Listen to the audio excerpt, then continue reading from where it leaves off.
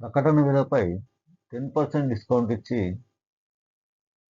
20% దుకాణదారుడికి లాభం రావడానికి అతడు వస్తువుపై ఎంత శాతం మేరకు కొన్న ధరపై హెచ్చింపులకు ప్రకటన నిర్ణయించవాలి.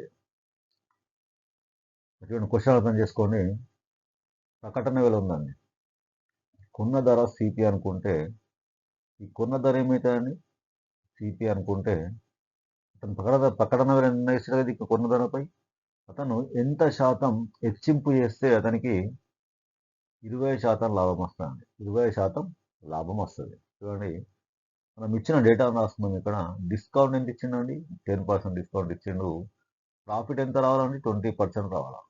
అర్థమవుతుంది? ప్రాఫిట్ ఎంత రావాలా? 20% రావాలా. ఎంత శాతం మేరకు అతను ప్రకటన విల పెంచాలా. చూడండి, MP into 100 - G% by 100 is equal to SP. ఈ ఫార్ములాలో ప్రతిక్షేపించండి. ఇలాంటి ప్రాబ్లం వస్తే ఇలా ఈ ఫార్ములా ప్రతిక్షేపించండి.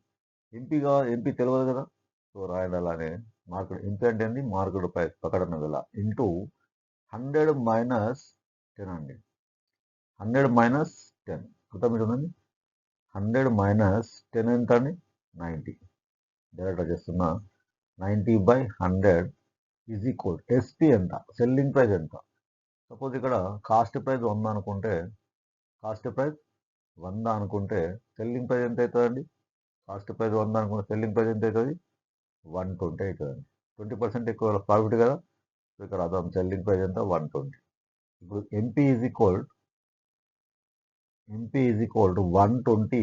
ఇది తీసుకోతే ఏమవుతుందండి? రెసిప్రోకల్ అవుతుంది. 100/90. 100/90. ఓకే, 100/90 అవుతుంది.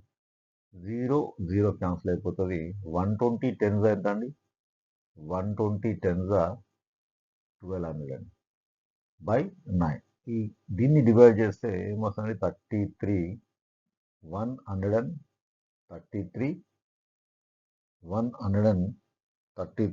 అండ్ 1/3 వస్తుంది. 133 అండ్ 1/3. కానీ ఇక్కడ ప్రకటన విల ఫస్ట్ ఎంత ఉంటుందండి? 100 ఉంటుంది కదా.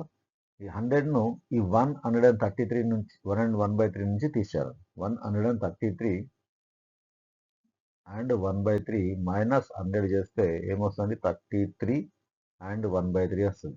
ఆన్సర్ ఏమండి? Third option is the correct answer. నచ్చితే లైక్ చేయండి, సబ్స్క్రైబ్ చేయండి, షేర్ చేయండి. Thank you.